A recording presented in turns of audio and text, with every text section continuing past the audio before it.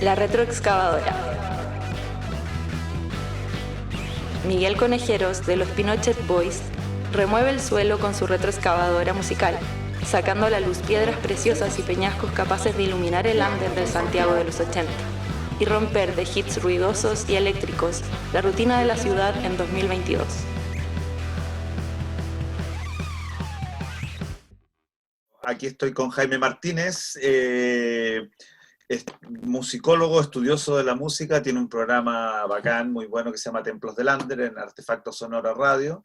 Y bueno, y lo que nos convoca fue baterista de Cesantía, una banda punky de la época que tocó en la tercera Bienal Underground. Y bueno, vamos a conversar de eso aquí con Jaime. ¿Qué recuerdos tienes tú del Trolley y Matucana? Y si tienes alguno, y más o menos me hagas una síntesis de cómo llegaste ahí. Sí, claro, bueno, desde ya te agradezco un montón que te hayas podido comunicar conmigo y para poder, porque yo creo que parte de esto se ha ido transmitiendo también en algunos otros documentales, pero han sido todos quizás de una factura muy baja, quizás, o sea, yo sé que se ha tenido siempre la mejor intención, pero yo creo que es hora, quizás yo sueño con algún día que exista alguna película bien documentada, bien hecha, y que se pueda transmitir en algún, quizás en los tiempos que corren hoy en día, quizás en un posible Netflix, una serie, quizás, pero bueno, hasta por el momento no sé, de alguna forma tu aporte en esta exposición que se va a efectuar en el Museo de Bellas Artes, desde ya es un aporte tremendo. Yo creo que hay muchos que vamos a agradecer esa excelente intención de llegar a ese punto. Claro, mira, mi experiencia básicamente siempre estuvo ligada a la música. Yo partí desde muy cabro tocando batería, con mis hermanos, que también de alguna forma, yo no soy músico de estudio, pero en ese entonces yo creo que cualquier forma de manifestación en los años que vivimos en peligro, como tú bien dijiste, servía para poder manifestarse de buena forma y tratar de... Yo en ese entonces estaba, creo que tenía 15, 16 años, cuando estaba en el colegio conocí a Orlando Salinas, que era hijo de un compositor de música que trabajó con Los Ángeles Negros en ese entonces, y él también estaba muy ligado a la música, sabía algo de guitarra, y él de alguna forma me traspasó esta como la Big Bang para poder hacer una banda, y formamos la banda Cesantía, que en ese entonces era como muy de garage, de ensayar en la casa, sabiendo que ya habían bandas como Pinochet Boys, bandas como Los Fiscales. Por ejemplo, yo primero visité el Trolley antes del garage, y supimos de una segunda bienal que se efectuó en este espacio, que de alguna forma en un comienzo esto lo armó Ramón Grifero como una suerte de espacio para poder generar teatro, y que después esto se llevó a la música. Bueno, nosotros en ese entonces, yo vivía acá, vivía en la comuna de Maipú, y acá no existía nada, de nada, de nada, y nosotros acá empezamos a organizar tocatas como muy chiquititas, prácticamente entre amigos, en espacios que se fueron dando, hasta que nosotros fuimos invitados a tocar en un espacio muy reducido que se hizo en Vicuña Maquena 8, por ahí, que le llamaban El Hoyo, que era un subterráneo que existía en Vicuña Maquena. Y ahí fue la primera vez que nosotros tocamos, y tocamos ahí, tuvimos la suerte de compartir espacio con Los Fiscales A2, con SNF en ese entonces, con Squad, ¿Qué año más o menos estamos con hablando? Dorso, que Dorso tocaba. Esto fue el año 87 fue esa tocata. Y claro, y tuvimos la suerte ahí como de partir y de alguna forma demostrarnos lo que estábamos haciendo. Ya nosotros llevamos tocando aproximadamente más de un año, y, eh, y teníamos ya una base de temas propios y un par de covers que con eso sorprendíamos muchas veces a la audiencia de ese entonces. Y Posteriormente a eso, Orlando conoce a Hernán de la banda Los Cacas, Los Caca. que era también una banda emergente, y nos hicimos amigos entre las bandas. De hecho, claro, Los Cacas Urbanas, que tan próximo ahora sacaron a editar su demo en vinilo, que fue un súper buen trabajo, producido por José Luis Corral, que fue el hombre de las perillas en los años 80, 90, Sí, un tremendo productor que partió con un estudio muy chiquitito y hacía muy buenos trabajos. Bueno, y con Los Cacas empezamos como a pulular hasta que llegamos al Trole, a tocar el lugar que habíamos ido a ver banda en ese entonces. Nos pudimos conseguir el local y tocamos ahí un par de veces. Después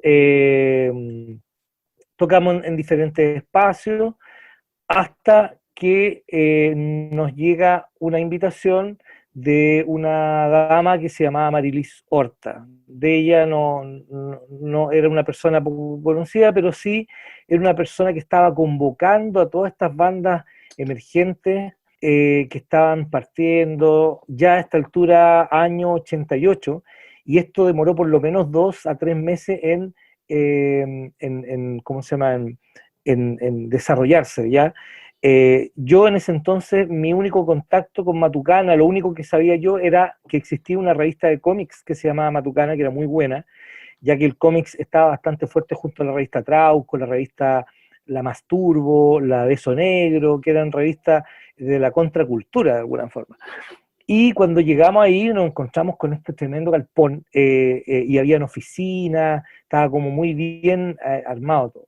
Entonces empezaron a llegar las bandas y nos empezamos de alguna forma a relacionar. Conocimos los Fiscales cuando tocaba en ese entonces el pogo la guitarra. Conocimos a los Vandalic, estaba los Caca, estaba a Sociales, había un grupo que se llamaba Toque de Queda, y era una cantidad de bandas. Y de hecho, nosotros en algún momento, como Orlando tenía facilidad para tener equipos, tenía micrófono y todo eso, un día, como nos habíamos hecho amigos entre todos y había una comunión bastante buena entre todos, los invitamos a participar de unos, pedimos si podíamos ensayar en el mismo espacio y a la vez grabar unos ensayos, una suerte de rehearsal, y, y ahí fue donde ya tuvimos un contacto más cercano, y ya con eso fue como, entre comillas, la prueba de sonido antes Oye, de sí, empezar ya en pisar el escenario. Yo tengo material digitalizado que quedó ahí. Hay algunos ensayos, hay un par de temas en estudio que grabamos. Nosotros nunca tuvimos la suerte, o quizás nunca tuvimos la plata como para poder grabar un demo extenso de 8 temas. Siempre grabamos ensayos, fuimos como de alguna forma autogestionados. Hoy en día es muy fácil grabar y hacer una suerte de estudios caseros, pero que son de buena factura. Hoy día hay buenos micrófonos a más bajos costos, en ese entonces era más complicado. Pero de igual forma logramos grabar en el estudio Procor, que era un estudio que hay en la calle de Dalmacia, que era de la Universidad de Chile, de la Facultad de perfecto, Arte. sí. Y ahí grabamos 2 temas con un ingeniero, con eso nos pudimos dar vuelta, y el resto fueron grabaciones en vivo, de conciertos Oye, y ensayos. Y eso lo íbamos traspasando, ese claro. material existe. Así que, Vale. Y tras bambalinas un poco la organización y cómo se llevó a cabo esta tercera Bienal en Matucana, que fue casi milagroso por la cantidad de grupos que habían y claro, una no menor empresa, deben haber empezado a tocar. Yo no fui, como te conté, a esa en concreto, pero yo creo que deben haber empezado a tocar como a las 5 de la tarde, me imagino, con la cantidad de bandas, ¿no? Cuéntanos un poco cómo fue eso. claro, el concierto estaba programado para las 4 de la tarde, pero había como te digo, Amarilis Horta tenía gente que colaboraba con ella, gente que no tenía que ver con las bandas ni nada, pero de alguna forma eran los que iban ordenando, se tocó. Pero mira, voy a partir un poco, quería preambular un poco el contexto. Después como te digo, como de 2 meses de reuniones en que nos conocimos. Mira, el caso de Artecnia, yo conozco a Alejandro, que es Yo uno de sí. los sobrevivientes que hoy día sigue haciendo música electrónica. Sí. De hecho Está en vivió en Valdivia. Inglaterra haciendo un proyecto, hizo Mancar, claro, hizo Mancasen. Mancasen Sí, también, que era un tremendo Mancasen, claro. sí. A las Chuñas, creo que se llamaba el primer disco. Eh, Él tuvo, esa banda tuvo problemas, de hecho, con los Vandálicas, y bueno, Memo ahora se ríe un poco de eso, pero al principio era como, le escondían los teclados, porque claro, era como un sonido mucho más Kraftwerk Sí, que un sonido de resistencia, ¿cachai? sí, pero Entonces, bueno, pero claro, ¿no? Y una vez creo que le escondieron los teclados y los Artecna ahí estaban súper urgidos porque dijeron, aquí se nos va la plata. Bueno, después apareció mágicamente, pero eran weas de pendejo al final, sí. ¿cachai? Pero Todos bueno, ahí. esto se empezó a organizar, sí, claro, se comenzó a organizar hasta que, bueno, cada banda tenía que ir como súper bien ensayada. Al principio se habló de un pago, yo recuerdo eso que se habló de un pago, no sé, en ese entonces 5 lucas, una wea así, que al final no ocurrió. Y dicen las malas lenguas que lo único que les pagaron fueron a los fiscales, ¿cachai? Que de alguna, porque ellos eran como el plato fuerte, ¿cachai? Además que estaba Yo le Pedro pregunté, Lemebel y la yegua del le hice la Apocalipsis. misma pregunta al Álvaro, no se acordaba de nada. No le conviene. Claro, no, claro. No, buena onda. Eh, Las y bueno, y yeguas, como te digo, también estaba, claro, estaba Pedro Lemebel con, no me acuerdo el nombre del otro Casas, personaje. Pancho Casas. Y ellos se mandaron bueno, cuando todavía no, Francisco Casas, correcto. Y ellos como que de alguna forma pusieron en boca de Chile la palabra performance que no existía, porque no sabíamos si era una obra de teatro, además que estaban envueltos como en unas carnes con unos plásticos. Yo creo que es chocante el hecho de haber mostrado, pero a la vez era como, puta, qué bueno que se están haciendo este tipo de cosas que son crudas, ¿cachai? Era como, puta, y en pelota sobre el escenario. Entonces, ya había como una apertura. Bueno, el día del concierto nos citaron a todas las bandas más temprano de lo habitual. Esto partía a las 4 de la tarde. Y habían unos espacios, de hecho tú, en la entrada del garage era un portón gigantesco metálico, y habían una suerte de habitaciones, y en algunas habitaciones habían diaporamas y muestras de cómics. Y eso era como la entrada del espacio ya. Y claro, yo como había llegado más temprano para juntarnos cada uno con sus respectivas bandas, era como empezar a pasar lista, ya estamos todas las bandas, ya, en qué momento vamos a tocar nosotros? Ya, ustedes van a tocar en tal hora. Había un organizador, una persona que estaba dirigiendo ahí de hecho, Fiscales creo que tocó, fue la tercera banda que tocó. Pensé que iba a tocar al final, pero como era de costumbre, muchas veces los platos fuertes los tiraban al final y el resto eran una suerte de telonero. Pero no, esta vez yo creo que estaban todos como tan ansiosos de ver las bandas y de todo este espectáculo que había sido prometedor, porque también Amarilis tuvo también tuvimos la suerte de que esto se dio en la prensa escrita. No, esto no apareció en televisión, sino que apareció después como, puta, esto, Punky se tomaron la estación central, poco menos, pero todo esto fue, de hecho, habían revistas como la revista Cauce, que hicieron una suerte de reportaje en algunos casos.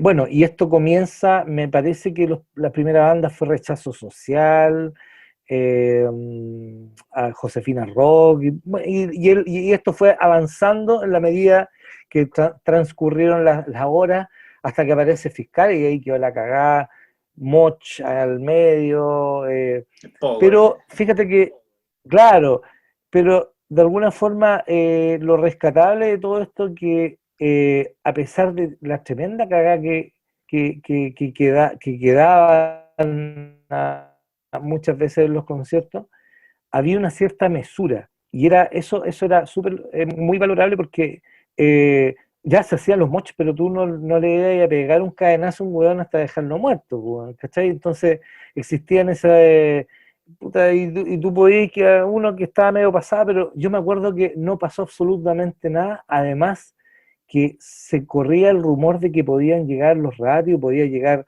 muchas veces los servicios de seguridad del Estado, que eran más pesados que los ratis, porque sí ocurría y era sabido de que en lugares como el Manuel Plaza, como en la Sala Lautaro, llegaba gente disfrazada de metalero, llegaba un tipo así como alternativos, pero al final sacaban su credencial y con eso te podían agarrar y de hecho, en la medida, bueno, fue transcurriendo el concierto, en un principio también apareció, como te decía, Pedro Lemebel con las yeguas, todos quedaron, chucha, esto es increíble lo que está pasando acá.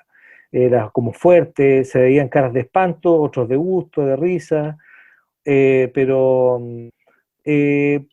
provocó algo que yo creo que eso era lo importante, que hubo una provocación y que de alguna forma era la génesis de lo que iba a ocurrir más adelante en Chile en términos artísticos. Si bien recordamos más adelante la aparición de Patricia Rivadeneira, que aparece en pelota, y un montón de hechos que se fueron suscitando en otros lugares, ¿te acuerdas? ¿No? También hubo un evento que se hizo en el Bellas Artes, no me acuerdo. Sí, esa es la Que performance, también ocurrió algo La performance del Vicente con la Patricia fue ahí en el Bellas Artes. Pero claro, o sea, y el concierto terminó como a qué hora, ¿qué pasó después? ¿Pudieron tocar ustedes? ¿A qué hora tocaron ustedes? ¿Cómo fue eso? No, la tocata nuestra, todo funcionó perfecto, no hubo ninguna bandas que se pasaron de tiempo, a una obviamente les dieron más, como a los fiscales que obviamente tenían un repertorio bastante nutrido, y nosotros tocamos, creo que entre 30 a 35 minutos, alcanzamos a tocar cerca de 8 canciones, 8 temas, quedamos extasiados, había gente de Maipú que muchas veces nos seguía y nos iba a ver, eh, pero Bueno, fíjate que todas las bandas, el Alvarito cuenta dime, eso, porque ellos cuando tocan en esta Bienal quedan impresionados porque ya no era solo el núcleo de punkis que lo seguía a ellos de por aquí del centro, sino que empezaron a llegar gente de Maipú, del Extra Radio, de de otras otras comunas, partes, de otras comunas. claro. Entonces ya ahí De se dio hecho, cuenta él también que ya el tema había trascendido un poco. exactamente, de hecho, tocó la banda Ocho Bolas, que eran de Valparaíso, y también había llegado gente desde esos lares a verlo a ellos. Piensa que cada banda debe haber llevado 10, 15 personajes, otros 10, 15, 20 personas. Yo me acuerdo que el espacio estaba lleno, repleto, por lo menos deben haber habido unas 2000 personas. Sí, de hecho, la otra vez hablando con la Poli Cádiz, ella también corroboró ese número aproximado, porque era una weá que tú veis las cabezas, estaba todo lleno. Sí, hay unas fotos muy De bonitas, hecho, sí. hay una Hay, foto donde se sí. ven. Oye, ¿y el sistema de sonido aguantaba para toda esa gente, no? Mira, en términos de sonido, yo creo que ahí el backline fue bastante moderado. Yo me acuerdo que el Manuel Plaza siempre se preocuparon en el Manuel Plaza de dar buenos conciertos con muy buen sonido. Y claro, había un personaje, nosotros tuvimos la suerte una vez de tocar con Squad en el Trolley, y había un personaje que se llama Beto Marín, que Sí. precisamente él hacía el sonido en Viña del Mar. Y Beto Marín no le hacía asco a nada durante el año, entonces si tú le pedías a él que te arrendara la amplificación y te hacía la medida y un paquete para el trolley, por ejemplo, lo hacía. Y de hecho, cuando nosotros tocamos una vez en el trolley, el sonido era muy bueno, estaba muy bien, potente, power, imagínate, para hacer eso. En este caso, sí, moderado, claro, igual uno, no sé si con los años uno se va poniendo como más exquisito. Tú que tuviste una tremenda experiencia con la banda Parkinson, puta, ya después preocupado de los retornos, de que todo esto Sí, po. sonara bien, de que O sea, cada vez No, estáis poniendo como más exquisito, pero en ese aparte, entonces claro, aparte que en ese entonces era, la actitud y ya el subirse arriba del escenario ya era todo, ya, pues, o sea, ya era, claro, o sea, esta cuestión era más que sonar bien, era, puta, estamos acá, exacto, y claro, y había un enemigo común y que todos íbamos en contra de ellos, ¿cachai? Entonces, más que de preocupado el sonido, mira, como te digo, tú conociste el garage, era una, como te digo, un par de torres de parlante, más una amplificación de escenario, una batería que tenía todas sus piezas, que porque fue la batería donde todos tocaron,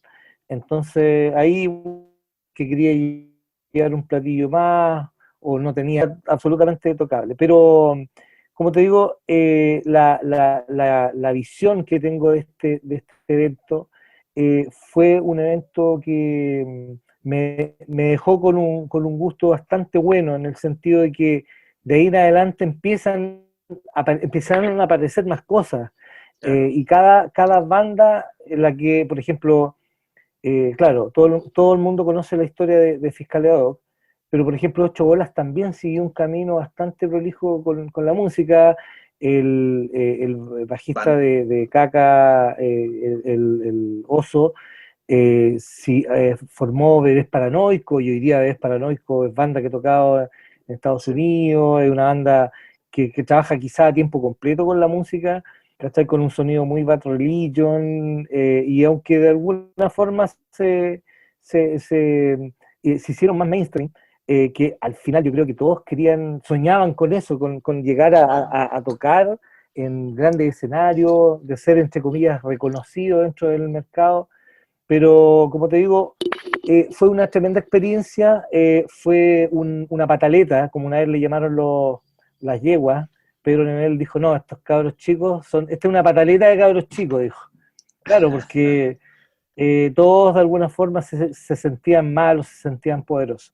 Ahora yo recuerdo, hasta la última banda nos quedamos, y Amarilis nos dio la orden que tuviéramos cuidado en la salida, y de hecho el portón quedó cerrado hasta cuando, no sé, creo que fueron las 11 de la noche y ya no podía entrar más gente, y lo cerraron con candado por dentro.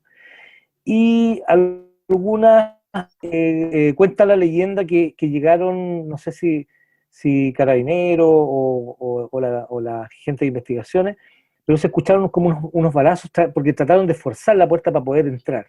Y no podían entrar, además que era un tremendo portón de acero, entonces era, no sé, tenías que entrar con una grúa para poder sacar el portón. claro, Y sí, se escucharon, hubieron como algunas escaramuzas, típica gente así como media nerviosa que corría a la entrada, después volvía, pero eso fue un rato, un momento, después el concierto terminó, no hubo ningún herido ni nada, y la gente fue saliendo, y recuerdo afuera que habían fotógrafos, gente que fotografió esto, y ahí aparecieron, me acuerdo que un par de radios, eh, que le preguntaban a la gente qué es lo que era este evento, o tratando de entrevistar, pero yo me acuerdo, que por ejemplo, apareció información en las últimas noticias, en la cuarta, en la sí. O sea tercera, que había un diario que se llamaba La Época, que, claro, no, que yo, o sea, imagínate, yo tengo 49 años, yo creo que toda nuestra generación de alguna forma fue, y sobre todo los que vivimos bajo el alero porque hay mucha gente de la misma de nosotros que nunca supo de esto, no, pero sí hay muchos que están como muy conectados con este tema. Yo, de hecho, conozco a la gente que tocaba en Manuel Plaza con las bandas que hacían más metal, más hardcore, que de hecho Fiscales también se codeaba y compartía escenario sí, con estas bandas. Estoy hablando de Warpath, de Necrosis, de Pentagram, y hoy en día, de hecho, todos ellos se han juntado y han hecho un proyecto que se llama Legión Metal Chile. Y perfecto. se han unido todos estos, este es como una suerte de We Are the World, si tú quieres llamarlo así, pero de los músicos de esa época. Y ahí está Dorso, Chris, Nimrod, están todas las bandas, y se juntaron todos ellos para poder hacer un proyecto mancomunado entre todos, ¿cachai? Qué bueno. Y hay muchos que también los critican y dicen que son puros hueones viejos que están recordando las glorias pasadas y que de alguna forma creen que tienen la escena metalera secuestrada. Eso es palabra de hecho, Marcos Cusato de Warpath lo comentaba eso. Entonces, hoy en día, si bien, por ejemplo, claro, yo sigo teniendo contacto con Memo de Vandalic, con el Hernán de Caca, con gente de de ocho Olas, la Paula Cádiz, ¿cachai? Y hay muchos que han tomado la senda de la música de forma profesional y eso para mí es súper valorable, es súper plausible que ellos sigan. Bueno, con la Ahora de Poli que esto se vamos a vuelva a tratar. repetir, No, nada que ver. como te digo yo, que se vuelva a repetir, era muy romántico lo que ocurría esto. No sé si la palabra romántico es un poquitito ciútico, pero en ¿No? realidad yo así lo siento, porque era una suerte como de, vivíamos con un bototo encima, y de repente nos encontramos con esto y sentíamos la libertad, weón, de pintar, de escribir, de tocar música, y todos éramos artistas, entre comillas, ¿cachai?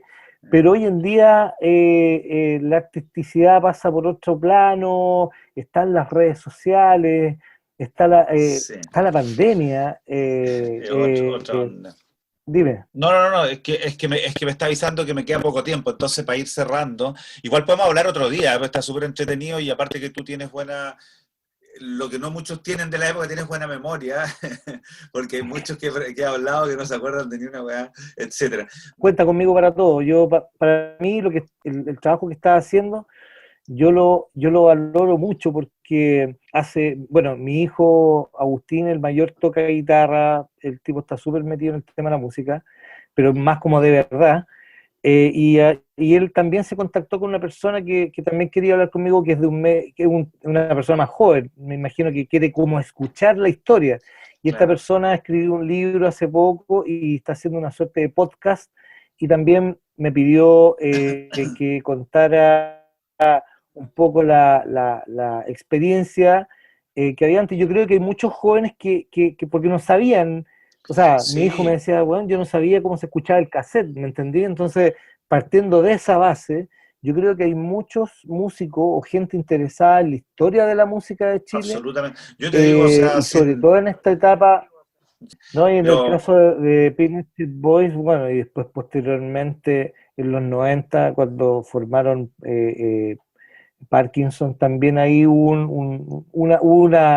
un proyecto fuerte musical, mucho sí, más profesional. Y de hecho, claro, Pinochet Boys siempre me pareció que sonaba muy más una suerte de New Wave, que estaba bien hecho, que de hecho a sí. mí me causaba, siempre me llegaron los dos temas en algún momento, el demo, que tenía dos temas, pero yo siempre quedé como con gusto a poco de escuchar más de Pinochet Boys, así no, esta weá tienen que haber más temas, ¿cachai? Lo que pasó con los jorobados, claro, Jorobado. pero los jorobados, ¿te acuerdas que también Sí, era como muy cercano al estilo de Pinochet Boys? se llama Y ellos no eclectos. había nada hasta que grabaron un cassette que se llamaba Etapa Anal, Sí. que se editó, porque claro, no tenían nada grabado en estudio, después lo volvieron, se juntaron y grabaron y dejaron eso como un testimonio. Yo creo que Pinochet Boys no es tarde que puedan hacer algo así, de regrabar estas y hacer más temas y Ahora sacarlo en un CD o un va a salir la reedición de los dos temas, pues, Hueso Récord de nuevo.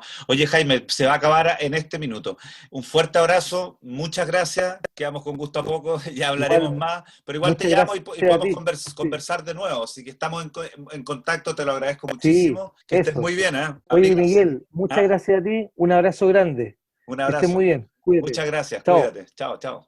El podcast Ander con A está grabado en la instalación Torre de Control, ejercicio de mediación dispuesto en la explanada de Matucana 100. Proyecto Fondo Nacional de Desarrollo Cultural y las Artes, línea de organización de festivales, ferias y exposiciones, convocatoria 2021. Colabora Cámara Chilena de la Construcción.